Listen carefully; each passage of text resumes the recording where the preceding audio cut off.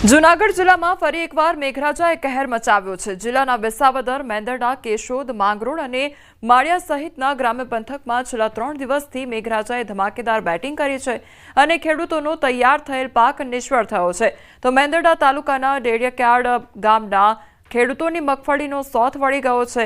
છેલ્લા 3 મહિનાથી મગફળીનું ઉત્પાદન લેવા માટે લાખો રૂપિયાનો ખર્ચ કરવામાં આવ્યો અને અંતે મગફળીનો પાક તૈયાર પણ થઈ ગયો હતો, પરંતુ હવે વરસાદે આ ખેડૂતોની મહેનત પર પાણી ફેરવી દીધું છે।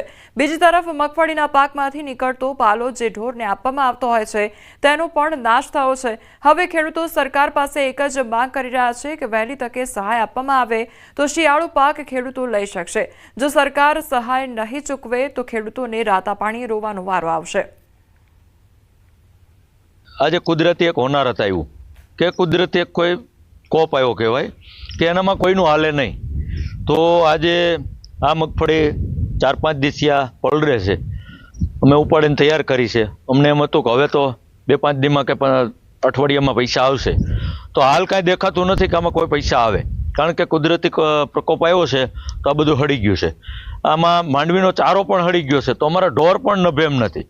મારો કહેવાનો મતલબ એવો છે કે વીઘાનો આશરે 14,000 ખર્ચો આવે છે, તો આજે જો આ ખેડૂતો હાથમાં લેવા જાય તો વધીને 3 કે 4,000 નું હાથ આવે।